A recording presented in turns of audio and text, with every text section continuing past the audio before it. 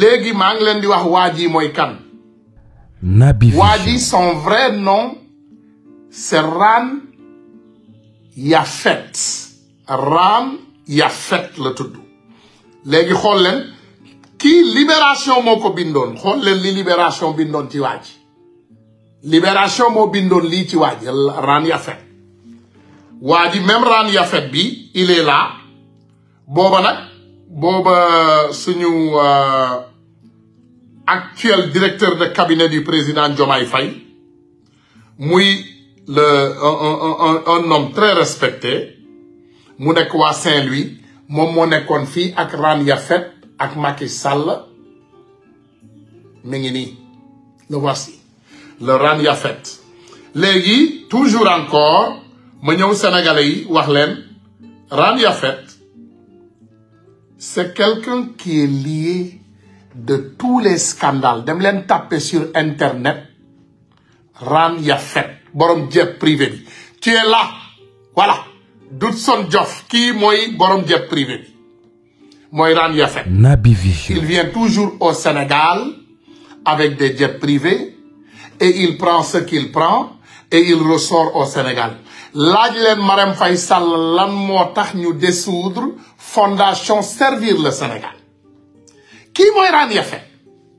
Ran Yafet, mes amis, il est lié à tous les scandales fonciers et tous les scandales yoo xam ne Macky Sall daf ci def ay milliards. pour àdduna bi ngeen xam kan mooy Ran Yafet kii la Macky Sall ñëw fekk si New York mu ànd ak moom ñuy dox ci tali yi nee na di noos kii la Macky Sall fekk si New York. Voici Ran Yafet. Il est épinglé dans tous les scandales du Sénégal te gisuma benn journal Sénégal bind ci gisuma benn journaliste sénégalais bu bind ne ah Macky Sall il est avec un homme qui a été épinglé dans des scandales au Sénégal qui a été lié Naby Vision. maanaam kenn du ko épinglé ndax maanaam boobu Macky Sall la fa nekk mais Ran Yafet la révélation de Yankhoba Diattara di ànd ak ñoom en ce moment si elle est avérée elle est révoltante sur un supposé deal entre Ran Yafet, ce juif américain, et Macky Sall. Oui, Ran Yafet, investisseur américain, quelques jours après la création de son entreprise DSC, a gagné le marché de construction de pavillons universitaires à l'université Cheikh Anta Diop, UCAD, pour une valeur de 16 milliards. 16 milliards. Ce dernier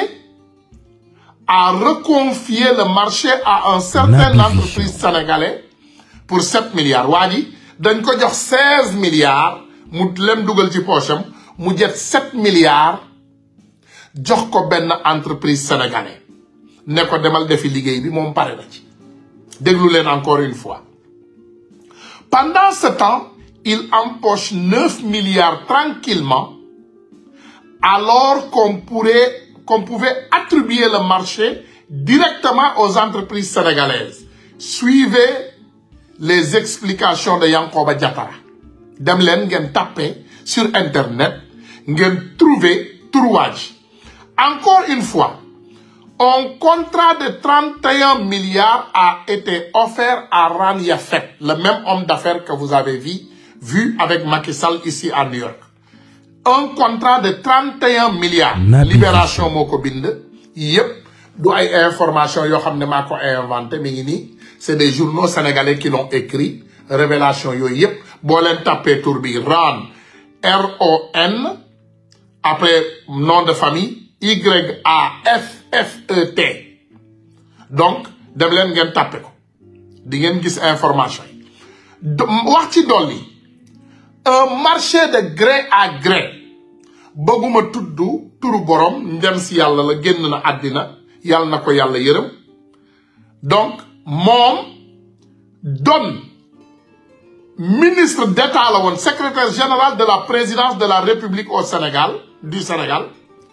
a tordu le bras et l'âme en lui imposant, dañ ko imposer mu valider un marché de gré à gré de 114 milliards de francs CFA selon les Échos. Wadi, bugguma tudd turam encore, a imposé des directs de 78 milliards pour le ministre de l'enseignement supérieur, Cheikh Omar Anne. Dans le détail, il s'agit des marchés de construction d'infrastructures sociales à l'université Amadou Mahtar Mbow, à Diamniadio pour un montant de 31 milliards et Ziguinchor et autres. Lep encore sur le nom de Ran Yafet. Encore une fois, la compagnie DSC voyait le jour avec comme adresse l'immeuble Khewel, 2e étage, au 15 boulevard Djili Mbaye, sous le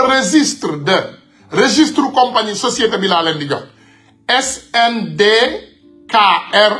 201 3B 137 40 et le numéro NINEA, le numéro NINEA 0048 758 89. D'après l'objet social, la société est spécialisée dans toutes les activités de financement, de développement de projets et d'investissement, la fourniture de matériel de construction. Déglu leen benn société ñu tabax ko ñu indi ko bees un société ñu indi ko léegi ubbi ko Sénégal société bi tudd DSC muy xaritu Macky Sall muy Ran Yacef mooy kooku ngeen gis ak Macky Sall mu ànd ak moom New York. Son gérant Ran Yafet, investisseur américain, aussi incroyable que cela puisse paraître quelques jours après la création de DSC, se faisant attribuer pour des milliards de marchés de construction de pavillons universitaires de l'université Cheikh Anta Diop. L'acte est signé par Socé Diop, directrice générale de l'agence de la construction des bâtiments publics, qui plaiderait même la signature d'un gré à gré devant l'autorité de régulation des marchés publics, ARMP, par correspondance en date du 22 août 2013. DSC était monté, 22 août l'on ko monté, à peine 6 jours avant cette drôle de lettre. Madame, juróom benni fan la waji def ubbi société, lan lañu def? Après juróom benni fan yoyu ñu jox ko contrat yi gëna mag ci Sénégal. À peine de 6 jours avant cette drôle lettre, la direction centrale des marchés publics a opposé un niet catégorique à cette demande par courrier en date de 23 août de la même année au motif que les conditions fixées par le Code des marchés publics pour recourir à l'entête directe sous le fondement de l'urgence ne sont pas réunis. Là, encore une fois, l'ARMP a adopté la même posture. En effet, le juge des marchés publics a conseillé à l'agence de construction des bâtiments publics de lancer, l'ARMP a adopté le posture. Le fait, le juge des publics de conseiller à l'agence de construction des bâtiments publics de lancer un appel d'offres restreint en procédure d'urgence. N'empêche, le marché reviendra à Ran Yafet. defe naa yéen ñi ko bëgg a dégg ci suñu kàllaama wolof dina xaw a gudd waaye ma gàttal ko. Ki nga xam ne moom ngeen gis mu ànd ak Ran Yacef fii ci New York mu ànd ak Macky Sall benn juif la bu tudd Ran Yacef. Ran Yacef mi ngi ñëwoon Sénégal bi Macky Sall jëlee nguur gi xaritam la woon nag avant loolu ndax ma nga woon fii Amérique di fayal di ko jox xaalis di ko jox muy jëndi ay kër di fayal ay doomam ay l'école di jàppale njabootu Macky Sall donc bi Macky Sall jëlee nguur gi lan la def dafa indi Raan Yacef boobu Sénégal di ko jox ay marché partout te li ma jaaxal mooy fan yi yëpp déposé naa photo bi déposé vidéo bi gisuma benn journaliste sénégalais bu ci commandé te xam nañu ko les gens le connaissent journaliste sénégalais yi xam nañu Raan Yacef kan la wala buñ ko xamul wala peut-être xamuñu mais non naka ngay bañ a xamee ci nit ba pare di ko bind donc laaj leen seen bopp boobu question pourquoi vous n'avez pas parlé de Raan Yacef pourquoi kenn nangu cee wax fan yi yëpp yéen a ngi woon ay photo Macky Sall yéen a ngi tàccu Macky Sall à New York mais lu tax waxu leen doomu Sénégal yi Macky Sall ki mu àndal New York kan la parce que waa ji il est nommé dans tous les scandales ba ci scandale bi ngeen mujjee dégg muy hôpital Le Dantec terrain bu mag boobu ngeen dégg ñu dagg ko jéem koo saax-saaxe Raan Yacef moo ko jiite donc comment se fait-il que information boobu kenn nangu koo génne kenn nag ci yéen nangu koo génne donc Raan Yacef boobu encore comme ni nga ko waxee mi ngi defar société en août 2023 juróom-benni fan avant ñuy yëkkati ay marché yu tolloog fukk ak juróom-benn ci ay milliards jox ko université Cheikh maanaam Macky Sall dafa yàgg tàmbali scandale comme ni mu ko defee ci Frank Timis bi muy tàmbali jël nguur gi noonu la ko defee ci Raan Yacef mii sénégalais yépp teg ci seen bët kooku moo àndoon ak Macky Sall noonu Amérique parce que nag Macky Sall dafa nekk ci campagne dama leen di may beneen source Macky Sall dafa nekk ci campagne pour ñu jox ko Nations Unies wala ñu jox ko FMI ci campagne boobu la nekk xam nga ba mu ko defee septembre passé ci lañ ko génneloon oto bi noonu jox ko toroxal donc bi muy ñëwaat bi yoon Raan Yacef am leen tur bi bu baax Raan Yacef ok ma épingle leen ko ngeen am tur bi Raan Yacef la waa ji tudd c'est un juif voilà boo xam ne xaritu Macky Sall la benn bakkan donc Macky Sall dafa jógaat li tax ngeen gis ma jóg nii fi may wax ak yéen nii tey maa ngi Washington Naby Vision maa ngi Washington DC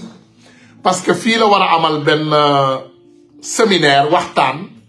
ci place bu tudd Atlantic Center foofu laa ñëw tey ci Washington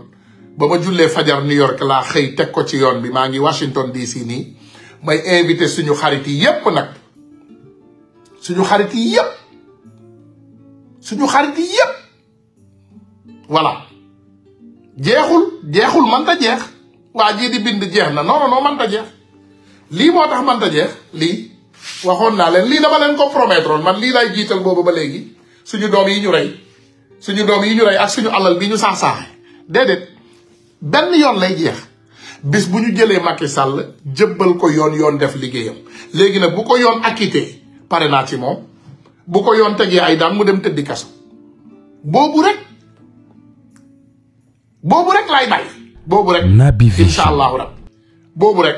mais du jeex tant que Macky Sall mi ngi ak alalu sénégalais yi ak doomu aadama yi nga xam ne ñoom la jël seen bakkan faat leen incha allahu rabbi fépp fu mu dugg dinaa ko fa topp bu fekkee nag incha allah moom Macky Sall dafa toogoon fële ci Maroc lem geenam toog ci xaar ba yoon jël dogal yoon bu ko nee tu es libre mu wër àdduna bi bu ko neexee mu campagne bu ko neexee mu tënd beer bu ko neexee mu danse je m'en fous mais tant que Macky Sall mi ngi lekk alalu sénégalais yi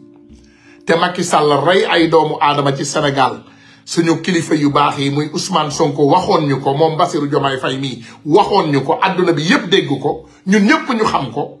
man Ousmane Tounkara sama combat ak Macky Sall dafay soog a tàmbali